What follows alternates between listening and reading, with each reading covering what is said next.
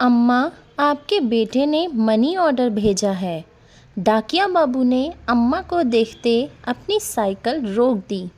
अपने आँखों पर चढ़े चश्मे को उतारकर आंचल से साफ कर वापस पहनती अम्मा की बूढ़ी आँखों में अचानक एक चमक सी आ गई।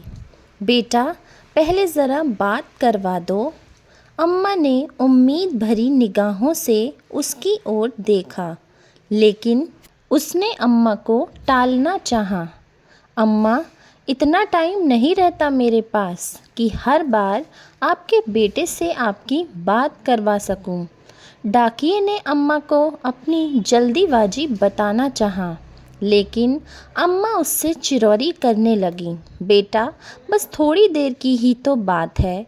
अम्मा, आप मुझसे हर बार बात करवाने की ज़िद ना किया करो। यह कहते हुए वह डाकिया रुपए अम्मा के हाथ में रखने से पहले अपने मोबाइल पर कोई नंबर डायल करने लगा। लो अम्मा, बात कर लो, लेकिन ज़्यादा बात मत करना, पैसे कटते हैं। उसने अपना मोबाइल अम्मा के हाथ में थमा दिया। उसके हाथ से मोबाइल ले फ़ोन पर बेटे से हाल चाल लेती। अम्मा मिनट भर बात कर ही संतुष्ट हो गई। उनके झुर्रीदार चेहरे पर मुस्कान छा गई। पूरे 5,000 रुपये हैं अम्मा। यह कहते हुए उस डाकिया ने 500 के 10 नोट अम्मा की ओर बढ़ा दिए। रुपए हाथ में ले गिनती करती अम्मा ने उसे ठहरने का इशारा किया। अब क्या हुआ अम्मा? यह 100 रुपये रख लो बेटा। क्यों अम्मा? उसे आश्चर्य हुआ। हर महीने रुपए पहुंचाने के साथ साथ तुम मेरे बेटे से बात भी करवा देते हो। कुछ तो खर्चा होता होगा ना? अरे नहीं अम्मा, रहने दीजिए। वह लाख मना करता रहा, लेकिन अम्मा ने ज़बरदस्ती उसकी मुट्ठी में 100 रुपये थमा दिए और वह वहाँ से वापस जाने को मुड़ गया। अपने घर में अकेली रहने वाली अम्मा भी उसे ढेरों आशीर्वाद देती अपनी देहरी के भीतर चली गईं।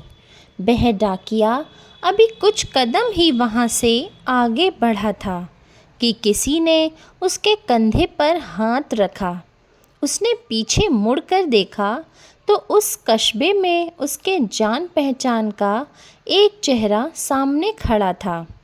मोबाइल फ़ोन की दुकान चलाने वाले राम प्रवेश को सामने पाकर वह हैरान हुआ।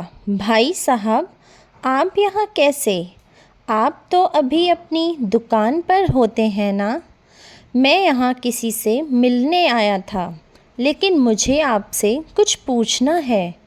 राम प्रवेश की निगाहें उस डाकिया के चेहरे पर टिक गईं। जी पूछिए भाई साहब। भाई, आप हर महीने ऐसा क्यों करते हैं? मैंने क्या किया भाई साहब? राम प्रवेश के सवालिया निगाहों का सामना करता वह डाकिया तनिक घबरा गया। हर महीने आप इस अम्मा को भी अपनी जेब से रुपए देते हैं और मुझे फ़ोन पर इनसे इनका बेटा बनकर बात करने के लिए भी रुपए देते हैं। ऐसा क्यों? राम प्रवेश का सवाल सुनकर डाकिया थोड़ी देर के लिए सकपका गया, मानो अचानक उसका कोई बहुत बड़ा झूठ पकड़ा गया हो।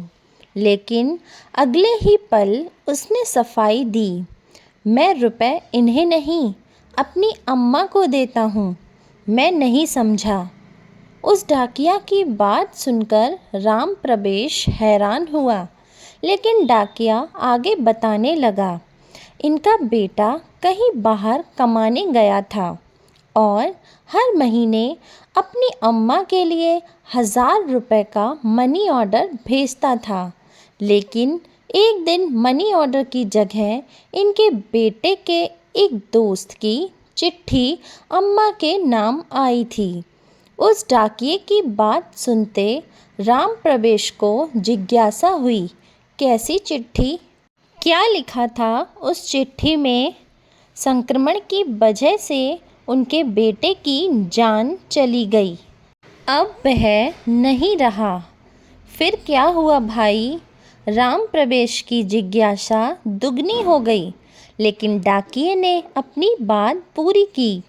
हर महीने चंद रुपयों का इंतज़ार और बेटे की कुशलता की उम्मीद करने वाली इस अम्मा को यह बताने की मेरी हिम्मत नहीं हुई।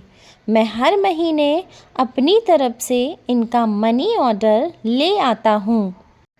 लेकिन यह तो आपकी अम्मा नहीं है ना? मैं भी हर महीने 1000 रुपये भेजता था अपनी अम्मा को, लेकिन अब मेरी अम्मा भी कहाँ रहीं? यह कहते हुए उस डाकिया की आंखें भर आईं। हर महीने उससे रुपए ले अम्मा से उनका बेटा बनकर बात करने वाला राम प्रवेश उस डाकिया का एक अजनबी अम्मा के प्रति आत्मिक स्नेह देख निशब्द रह गया। यह छोटी सी कहानी आपको कैसी लगी हमें कमेंट करके ज़रूर बताएं। यदि कहानी पसंद आई हो तो चैनल को लाइक करें और सब्सक्राइब करना बिल्कुल ना भूलें।